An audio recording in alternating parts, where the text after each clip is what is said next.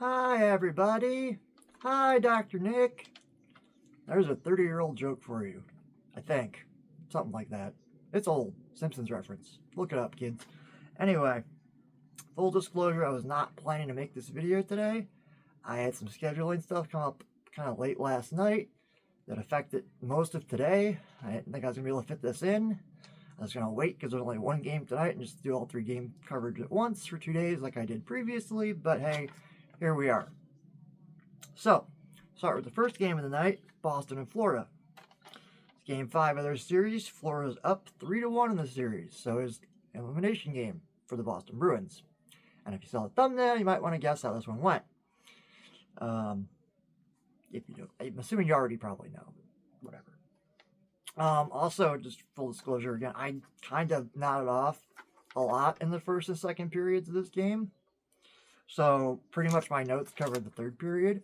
For the first 2 periods, there wasn't much noteworthy to take notes of. Sorry. And also, I would periodically blink and be like, when did they score a goal? What happened? And that was sort of my experience for a couple periods there until I was like, okay, third period, get some caffeine and you wake up. And it was worth it because it was a great third period. Yeah, especially the last few minutes of it. There was a really bad turnover. I think kind of a bad bounce. I don't remember how the play got set up exactly. But essentially, it was a bad offensive or defensive zone turnover for Florida. Tongue twister. 2 words, I know, but still. They ended up with Pastrnak with the puck on his stick, 1-on-1 with Bobrovsky.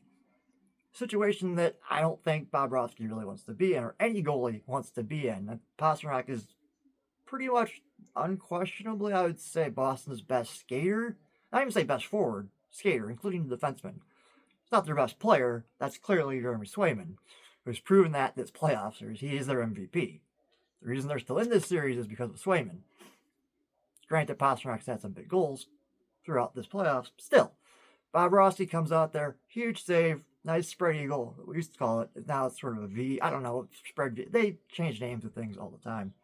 But yeah, Bobrovsky, huge save on a 1-on-1 with Boston's best goal scorer. I mean, it's not a big, fancy, flashy save like he made in the first round with the whole spinning around glove. That looked great. It's sometimes the saves don't necessarily look all that fancy. You'll hear there's a color commentary on the broadcast as a former goaltender. See Detroit a lot, but not as good on the broadcast. Well, he'll point out what a great save that was by a goalie, even though it may not have looked spectacular. He knows the inner workings of that position, as do I. That's why sometimes there are big saves that aren't necessarily flashy looking, don't look great for camera's sake, but knowing the mechanics, what goes into all those things, like, yes, that was a great save. So, although I think in the case of Pastrnak, Bobrovsky, I didn't look at the highlight package yet. I'm sure it's on there because it was a big moment. Probably big enough moment that it Bobrovsky was doing everything he could to keep Florida in this game, and they were. It was a close game. As my notations here, it was 2-1 Boston with 3 minutes and 11 seconds left on the clock. And during the ensuing play, Boston ices the puck. So at 3:05, with that stoppage in play, and the face-off now in Boston's zone, Florida pulls Bobrovsky with 3:05 on the clock. And again, this is where I say Jeremy Swayman is the best player on the Boston Bruins. Any position. Because he holds fort. He has a huge save against Sam Reinhart on this big press that ends the game. And yeah, because of Swayman, Boston hangs on to this one. And a real, at least what I saw in the third period, again, battle of goaltenders, really. And good defense on both sides, actually. So yeah, with that, thanks to Swayman, series is now 3-2. Florida still has the lead. Boston's hanging in there. You can see why I chose the thumbnail I did, because it may be the last time I actually have a chance to use some. I don't own much team stuff aside from Red Wings things and local stuff, but I do have some other things here and there. So when I can get to use them for a thumbnail, I'm very excited. And I thought, well, you know what? I should cover today's games as one, just for the excuse if I can use my Boston blanket as the thumbnail because they won. Big game. maybe their last big one of the playoffs. We'll see, because it's going to get very interesting series. And yes, I did pick Boston in my bracket to win in 7, so we're on track for that. We'll see. Anyway, second game of the night. Vancouver-Edmonton, Game 4 of their series. Vancouver's up 2-1. Doesn't really feel like a must-win game for Edmonton, but it kind of does. You don't want to go down 3-1 in the series, because statistically, bad idea. Anyway, we get a change in net for Edmonton tonight, with Calvin Pickard starting his first career playoff game. So, goaltending news. I mentioned in the previous video there was a suspension I wasn't, in the news I hadn't caught up on yet. And yeah, Carson Soucy was suspended for the cross-check on McDavid in the last game these two teams met. So he's out tonight. And let's see, I get hard to read my own notes from yesterday because my handwriting's terrible. Yeah, I don't even know what that says. Something. Oh yeah, that's extended notes of what I just said. Anyway, I actually was paying attention to the first 2 periods of this game. Again, not really a lot in my notes in the first 2 periods. Like literally nothing.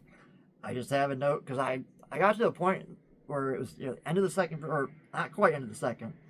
Vancouver scored their second goal late in the second period to go up 2-0.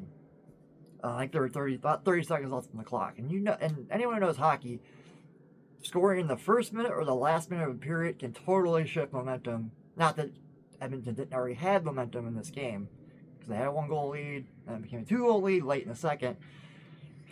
Based on what I had seen, I was like, yeah, I think I'm just going to call it a night and go to bed between the second and third periods. I left my TV on in case something happened. I would wake up, get my attention, I'd get back up and watch the rest of the game, which apparently I should have done based on my catching up on the notes. I didn't actually look at the replay of this stuff, just kind of summary of what happened. And yeah, apparently I missed probably the best period of hockey of the 6 that were played last night, I think, was this third period between Vancouver and Edmonton that I did not see any of. I didn't watch the highlights yet. But Vancouver ties the game at 2-2 with 18:17 left on the clock. So it's a little over a minute 45, or minute 40-ish. And then to Edmonton's credit, facing a tie game overtime, Edmonton scores at 19:21. So 40 seconds left on the clock. Edmonton takes the game 3-2. Series is now tied 2-2. Right back even up. So who knows where that's going. I have Edmonton still in my bracket pick. I don't remember how many games I thought the series would go. I don't think I didn't see it being tied 2-2 after 4 though. Although maybe we'll see. I don't know. Again, I forgot what's in my bracket pick. It's over on the table. I don't have it, so sorry. I meant to make this video quick anyway so I can get it done. I have other things to go do today, unfortunately. So, quick preview for tonight though, which I guess I'll do a single video on. That'll be real short, or longer, so more time to talk about one game. If it's an exciting game, it could be the last game of the series, because tonight at 8 o'clock Eastern, we have Colorado-Dallas. Dallas leads that series 3-1, so elimination time for these here Colorado Avalanche.